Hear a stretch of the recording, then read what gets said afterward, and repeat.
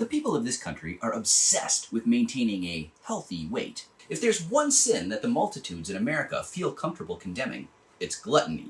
Overweight people are about the only social group, besides ex-cons, that it's still somehow okay to openly discriminate against.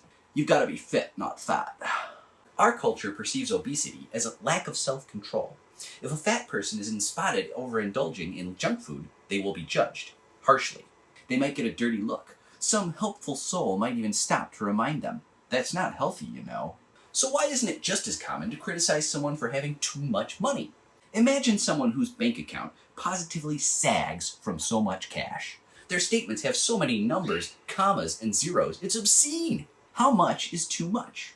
How often do you ever hear of a billionaire saying they finally made enough? A single billionaire has more money than could be spent in multiple lifetimes. So why does it never seem like they reach a point where they're ready to stop? It never happens. Yet, unlike gluttony, greed is almost admired in our culture. Supposedly you have to work hard to get lots of money. You don't have to work hard to get fat. I'm reminded of TV host Adam Richman. I'm not going to call him fat. In fact, he slimmed down quite a bit after he was on the show that made him famous, Man vs. Food. Richmond used to tour the country to accept eating challenges, like the famous 72-ounce steak at the Big Texan in Amarillo. If a patron can eat an entire 72-ounce steak, that's 4.5 pounds of steer meat. With all the trimmings, shrimp cocktail, baked potato, salad with roll and butter, in 1 hour, they eat free.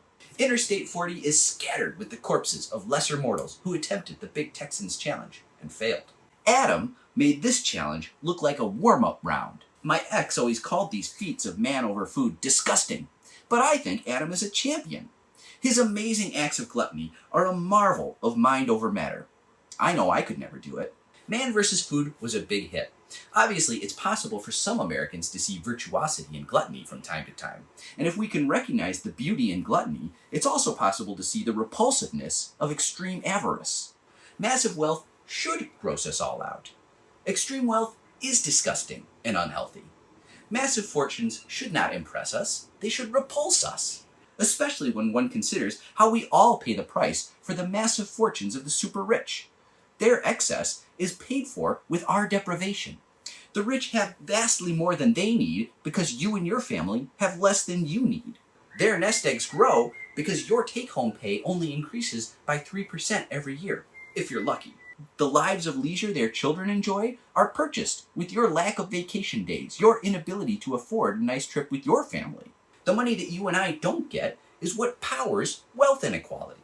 Greed is gross. It's way more destructive and hurts more people than gluttony. I think we should get our priorities straight. Tomorrow, I'll talk about a hilarious concept that no one in this country has maybe ever considered before. A maximum wage. In the meantime, please like, follow, favorite, toss in a comment, and subscribe to my free Substack. Let's make them pay.